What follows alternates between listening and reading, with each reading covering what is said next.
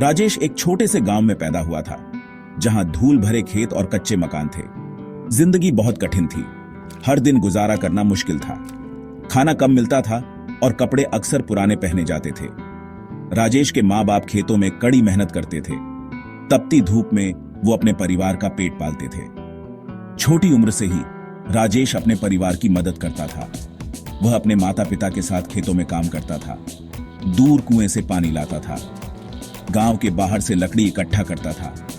इतनी मुश्किलों के बावजूद राजेश की आंखों में एक चमक थी। वह एक बेहतर जिंदगी चाहता था। वह एक ऐसे भविष्य का सपना देखता था जहां वह गरीबी से छुटकारा पा सके। राजेश जानता था कि शिक्षा ही एक उज्जवल भविष्य की कुंजी है। उसने देखा था कि कैसे उसके बड़े भाई को काम ढूंढने में कितनी परेशानी होती थी। उसके भाई को पढ़ना लिखना नहीं आता था।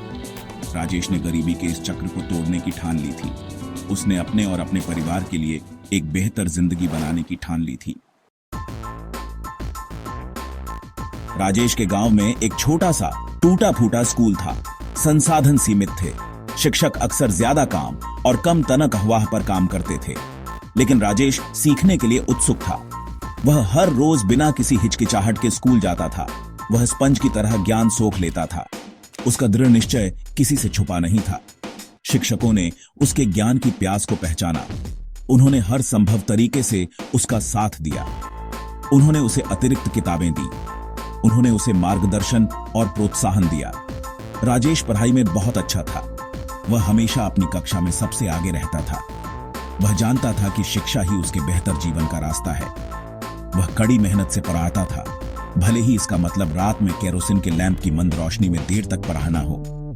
उसके माता पिता, हालांकि खुद अनपढ़ थे, शिक्षा का महत्व समझते थे। उन्होंने उसे अपनी पढ़ाई जारी रखने के लिए प्रोत्साहित किया। उन्होंने यह सुनिश्चित करने के लिए अनगिनत बलिदान दिए कि वह स्कूल जाता रहे।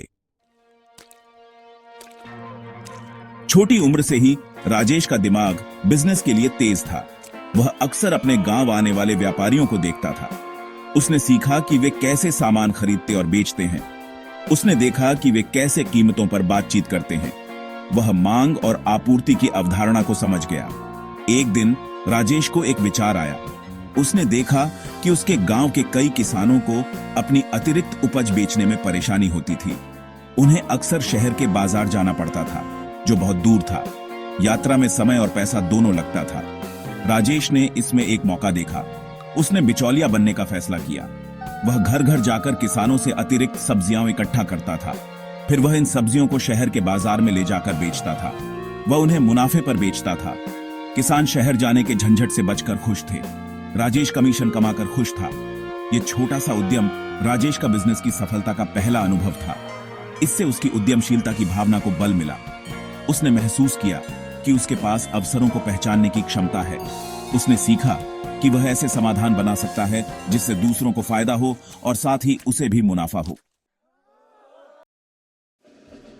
स्कूली शिक्षा पूरी करने के बाद राजेश जानता था कि उसे अपने सपनों को पूरा करने के लिए अपना गांव छोड़ना होगा। शहर बेहतर अवसरों का वादा करता था। उसने उन लोगों की कहानियां सुनी थीं जो शहर गए थे और अपना नाम कमाया था। उसने भी ऐसा ही करने की ठान ली थी। अपने माता पिता के आशीर्वाद और उम्मीदों से भरे दिल के साथ राजेश शहर चला गया। शहर का जीवन उसके गांव के शांत जीवन से बिल्कुल अलग था। शहर एक कंक्रीट का जंगल था जो शोर, भीड़ और तेज तर्रार जीवन शैली से भरा था। राजेश ने एक भीड़ भाड़ वाले इलाके में एक छोटा सा कमरा किराए पर लिया। उसने दिन में एक स्थानीय दुकान पर नौकरी कर ली। शाम को वह अपनी पढ़ाई जारी रखने के लिए शाम की कक्षाओं में जाता था। शहर में जीवन चुनौतीपूर्ण था। राजेश दुकान पर लंबे समय तक काम करता था। उसे एक नए माहौल में ढलना पड़ा। उसे अपने परिवार और अपने गांव के परिचित परिवेश की याद आती थी। चुनौतियों के बावजूद राजेश अपने लक्ष्यों पर केंद्रित रहा।